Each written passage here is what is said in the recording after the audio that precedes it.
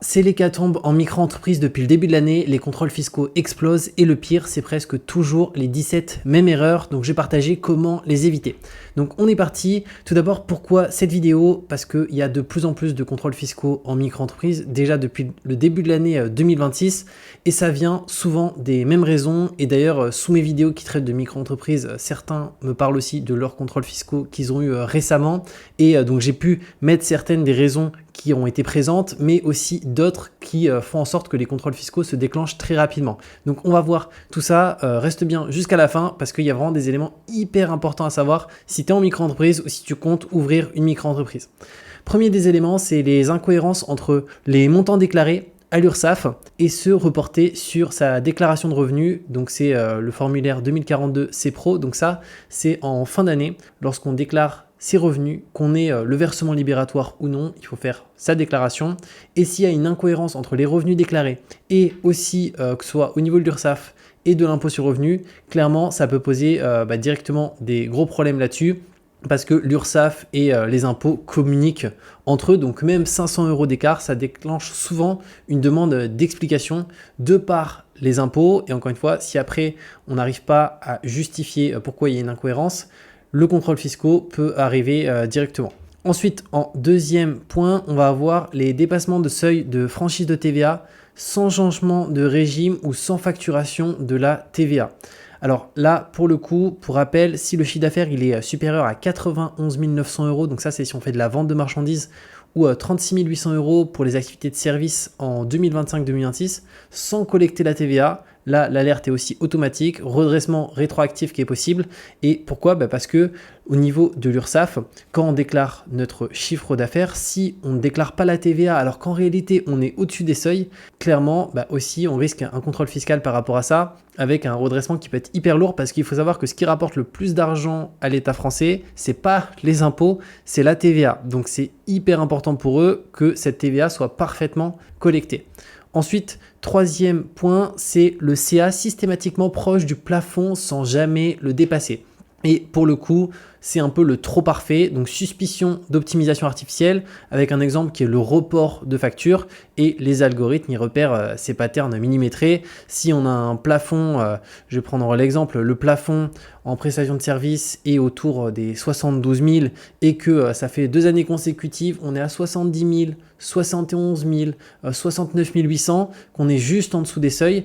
Très souvent, c'est pas que l'activité, on est bloqué à ce niveau-là, c'est qu'il y a de fortes chances que la personne optimise pour pas devoir avoir besoin de changer de structure par la suite et va faire du report de facture pour certains de ses clients, dire on va attendre l'année qui passe, comme ça je te refais la facture. Et ça, il faut savoir que c'est illégal aussi par rapport à ça et il y a beaucoup de contrôles fiscaux qui viennent de là. Et d'ailleurs, il y avait un des commentaires, c'était il y a 2 jours, sur la chaîne qui s'est pris un contrôle par rapport à cet élément.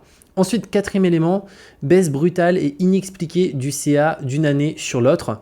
Donc là, ça peut suggérer du travail au noir ou de la dissimulation de recettes. Donc l'administration, ils vont comparer avec les normes sectorielles parce qu'il faut savoir qu'en fait, il y a des données par rapport aux activités. Quand on crée notre micro-entreprise, on a un code APE par rapport à notre activité. Je vais prendre l'exemple de quelqu'un qui est coursier à vélo. Ils savent, l'administration, qu'en général, un coursier à vélo va déclarer tant. Et une personne qui, pour l'exemple, va être psychologue, va déclarer tant. Et s'il y a une année où il y a une baisse brutale qui est totalement inexpliquée, ça peut aussi interpeller l'administration, se dire ok, c'est bizarre par rapport à cet élément que l'activité soit, imaginons, divisée par 3, par 4, alors que la personne n'a pas arrêté son activité, ne s'est pas mis en tant que salarié à côté, ni rien, parce qu'encore une fois, tout est relié au niveau de l'administration. Ensuite, cinquième point, c'est l'écart entre la TVA collectée, déclarée et le CA déclaré à l'URSSAF. Donc là, il y a une incohérence qui est directe, le croisement automatique des données, donc redressement quasi systématique. Et il faut savoir que quand il y a un redressement au niveau de la TVA, de l'URSSAF, des impôts, ça va pas juste être d'accord, vous nous devez ce que vous nous avez pas donné. Non, ça va être ça va être aussi des pénalités de retard, un taux d'intérêt par rapport à la période de retard. Donc ça peut coûter vraiment une fortune et mettre une personne en très très grande difficulté. Ensuite, sixième point, c'est le décalage flagrant entre le niveau de vie d'une personne et le faible CA déclaré. Imaginons une personne qui achète un bien immobilier et imaginons elle achète seule ce bien immobilier alors que pour autant elle a un chiffre d'affaires déclaré qui est très faible. Ou pareil, la personne vient d'acheter une très belle voiture de sport, pas forcément une Porsche, mais une Audi à 30 000 euros alors que la personne déclare, imaginons, 10 000 euros de chiffre d'affaires par an. Et il faut savoir que le fisc va croiser les informations des notaires, des assurances voitures aussi, ils ont toutes les infos et les réseaux sociaux aussi hyper importants. Donc le train de vie incompatible, donc examen de situation fiscale personnelle. Si on est sur les réseaux sociaux et que on montre notre vie et que notre vie, on a des objets de luxe, etc.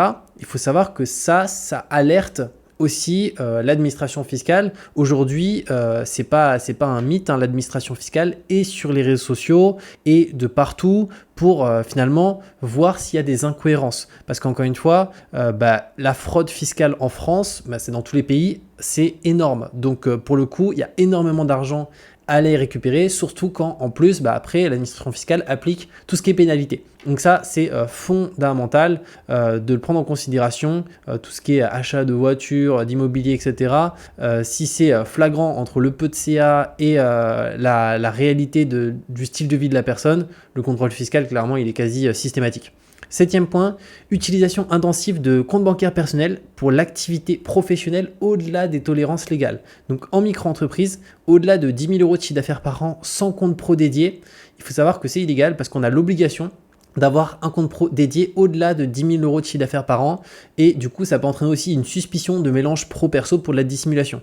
Donc pour éviter ça, quand on se lance en micro-entreprise, soit on utilise un compte perso. Après moi je ne le conseille pas, pourquoi? Parce que le compte perso, de base, si on lit les petites lignes, que ce soit chez Boursobank, chez N26, chez Hello Bank, chez Fortuneo, dans leurs conditions, ils interdisent l'utilisation du compte perso pour une activité pro. Et la micro-entreprise, c'est une activité pro et ça veut dire que ça peut passer, on peut recevoir son argent, etc.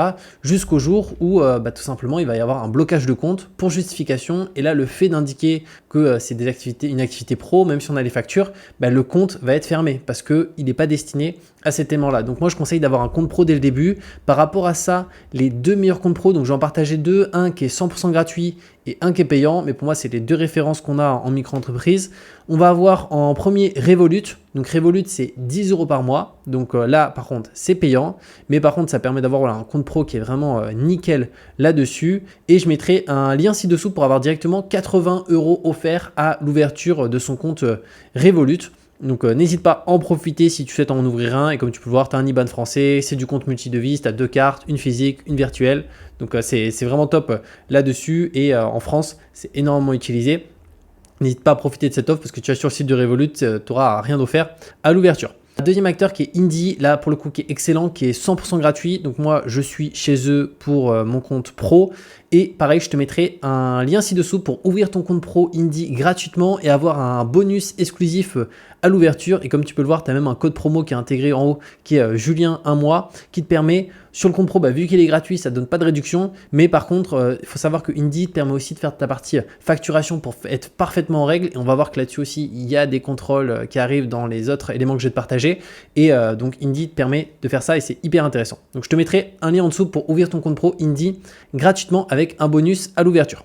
Maintenant, on passe au 8e élément, c'est tout simplement la dénonciation. C'est souvent par un ex-conjoint, un voisin ou un concurrent. C'est quelque chose qui aujourd'hui est très très fréquent dans tous les pays une nouvelle fois, mais la France ne fait pas exception à la règle.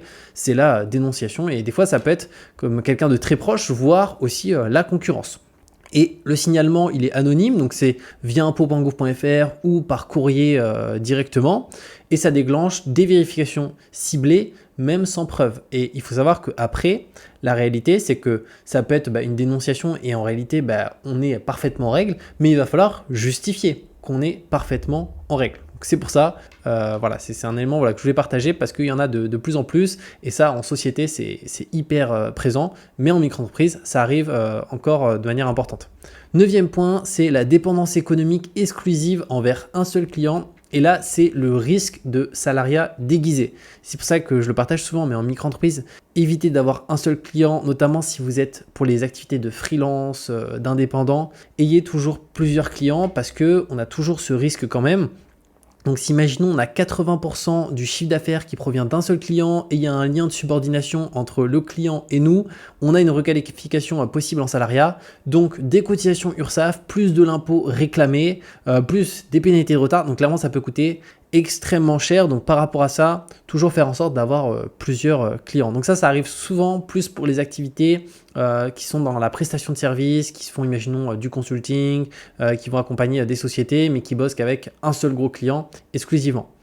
Ensuite, en 10e élément, c'est la pluriactivité mal définie. Donc, c'est mélanger vente et prestation de services pour jongler avec les abattements fiscaux. Pareil, les impôts, ils sont pas bêtes. Donc, il y a des abattements différents en fonction de notre activité. Ça va être 71% si on est sur une activité d'achat-revente, 50% si on est sur une prestation de service BIC et 34% si on est en BNC, si on est en activité libérale.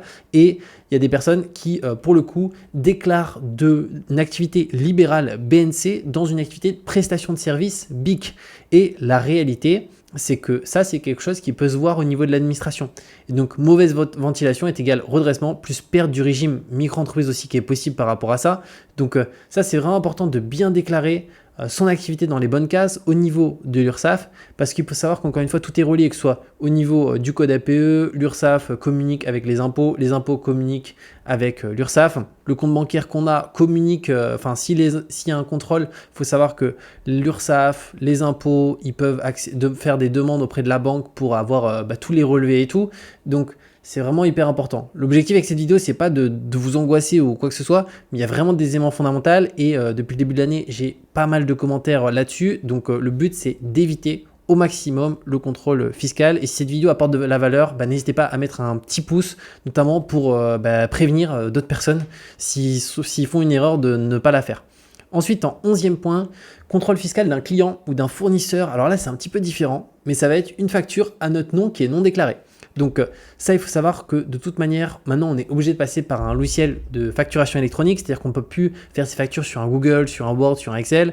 Si tu fais encore ça, évite totalement parce que tu es plus en règle à partir de 2026. C'est pour ça que je te disais que je te mettrai en dessous le lien pour Indy qui te permet de te faire ta facture gratuitement. Et tu peux voir qu'il y a vraiment un abonnement qui est 100% gratuit, ça te permet d'être parfaitement en règle.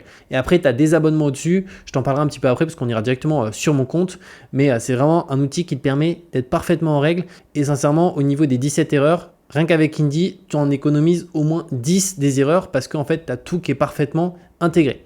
Ensuite, par rapport à ça, donc ça va être via le droit de communication, donc il trouve des factures oubliées. Et là, redressement, pénalité majorée. Donc si je prends un exemple, imaginons, moi je travaille avec un client, mon client a un contrôle fiscal et qu'est-ce que va faire les impôts? Ils vont dire, l'administration fiscale, ils vont demander toutes les factures sorties d'argent, entrées d'argent. Et là, si il se rend compte qu'il y a une facture de mon entreprise qui a facturé ce client, mais que cette facture, dans mon cas, moi je déclare pour l'exemple, je vais prendre l'exemple 1000 € par mois sur l'URSSAF, mais que j'ai fait une facture durant le mois de mars de 2800 €, il y a une incohérence. C'est-à-dire que j'ai déclaré 1000 alors qu'en réalité, cette facture, j'ai mis 2800 dessus. Donc ça veut dire qu'en vrai, cette facture, très souvent, c'est de la facture modifiable et en fait, c'est une fausse facture. Et donc clairement, ça, on peut avoir des contrôles fiscaux aussi par rapport à ça. Donc c'est hyper important d'être parfaitement en règle. Ensuite, 12e point, défaut de facturation conforme. Donc là, c'est l'absence de mention obligatoire ou la numérotation des factures incohérentes aussi. Donc la facture sans SIRET, problème de date, de numérotation qui est sauté.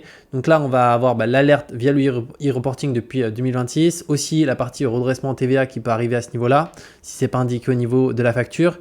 Et pour ça, je mettrai de toute façon l'outil que j'utilise ci-dessous, qui est Indy, qui est mon outil de facturation que j'utilise, qui est vraiment top. Et avec le lien en description, ça te permettra d'utiliser l'outil 100% gratuitement. Et aussi, après, si tu veux te mettre sur un abonnement payant, notamment l'abonnement premium, moi je suis dessus, tu pourras utiliser ce code promo qui est Julien 1 mois qui te permet d'avoir un mois offert. Mais pour moi, c'est le meilleur outil qu'on a sur le marché en micro-entreprise. Et aussi, ce qui est bien, c'est que sur l'abonnement payant, tu as le livre des recettes. Et le livre des recettes, c'est une obligation légale en micro-entreprise d'avoir un livre des recettes. Et ça aussi, il y a plein de personnes qui n'ont pas de livre des recettes et qui ne se rendent pas compte qu'en cas de contrôle, ils sont foutus par rapport à ça. Parce que le livre des recettes, c'est vraiment un justificatif qui permet de tout justifier hyper simplement par rapport aux différentes factures qu'on a fait. Et c'est un document qui n'est pas modifiable et qui est intégré par rapport à la facture de nos clients. Et sur Indy, c'est intégré. Là, on est sur mon compte. Donc, le livre de recettes, il est directement dans les documents. Alors, j'ai pas cliqué dessus, sinon je vais devoir tout flouter. Mais Indy te permet de faire tes factures, tes devis. Au-delà de ça, le pilotage, ça va te permettre de voir l'évolution de ton chiffre d'affaires mois après mois, année après année, de savoir combien tu vas devoir payer d'URSSAF précisément. Donc en fait, ça t'évite de faire des erreurs. Et au-delà de ça, tu peux faire la télédéclaration depuis Indy, que ce soit la partie TVA, mais aussi la partie directement chiffre d'affaires au niveau de l'URSSAF. Donc tu es sûr d'être 100% conforme et de ne pas te retrouver dans des problématiques. Et aussi par rapport à la facture, c'est 100% conforme. Donc tu as toujours les bonnes mentions qui sont indiquées. Si demain il y a un changement de loi ou une réforme, tu es directement à jour sans prendre de risques avec des choses qui n'ont pas été mises à jour de ton côté. Donc Indy, clairement, c'est le top. Je te mets, comme je t'ai dit, le lien en dessous pour en profiter avec un bonus.